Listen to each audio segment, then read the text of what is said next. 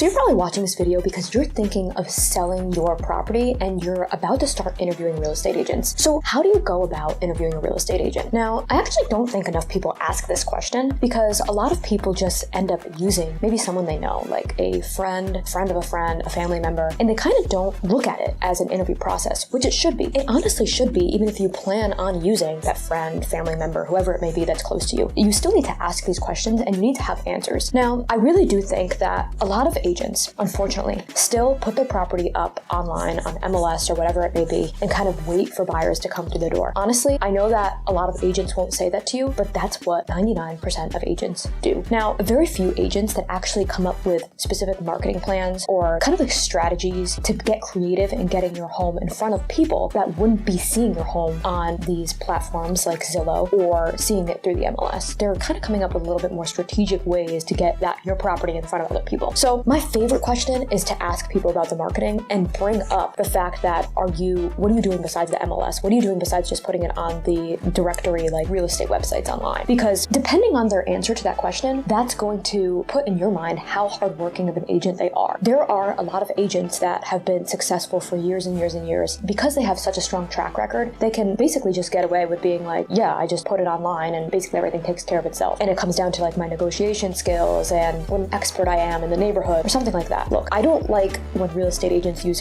fluff in interviews with you. I really don't, because I just think that so many agents do that and it needs to stop if this industry is going to continue to get better and better every day. So I like to talk about marketing, specific marketing. I also have a marketing background that I used to work in before ever doing real estate. So maybe that's why I'm a little biased when it comes to marketing. At the same time, I do also think that you need to kind of know exactly like what have they sold in your neighborhood, or even if they haven't sold anything, I like the truth, because I'm not against using an agent that hasn't sold in maybe your particular neighborhood or on your street. Some people are very, very particular about working with an agent who knows that neighborhood. Honestly, selling is selling, and there's only very, very few nuances from one area to another, to be honest. It's not really about your area, it's more so about that agent's skill set and what they're willing to do. How hard are they willing to work? I'm not against you working with someone who hasn't sold in your area. I'm not. But at the same time, if that really bothers you that they haven't worked in your area, that person, that hardworking person that you really do want to work with, but they don't have that experience on where you are, you can always have that agent partner with another agent who maybe has sold directly where you are. So that way you have that location experience, plus you have that hardworking attitude of the other agent who you know is going to go above and beyond, and then you do a co-listing. Now, not all agents want to co-list. I do think that my team, I run a real estate team myself and my husband, I do think that we would be open to co-listing, but we would be particular on who the co-listing is with, because you have to also make sure that you align and that you both kind of see eye to eye when it comes to listing, because otherwise you're just going to have two agents that are clashing over and over again. But it could be an option, and if both agents are willing to do it and you think the personalities could fit, then it might work for you. Now, I do also get questions on new agents. So everybody was a new agent at one point in their career, and I will always have a soft spot for people who are new in the industry because I know how hard it is to make it in this industry. Most agents do not make it past a year. That's just like the honest truth. So I do think that new agents can be just as good, if not better, than experienced agents that have been doing this for years and years, to be honest with you. Now, agents that have been doing this for years, not all of them, but some of them can get complacent. And I've made it my mission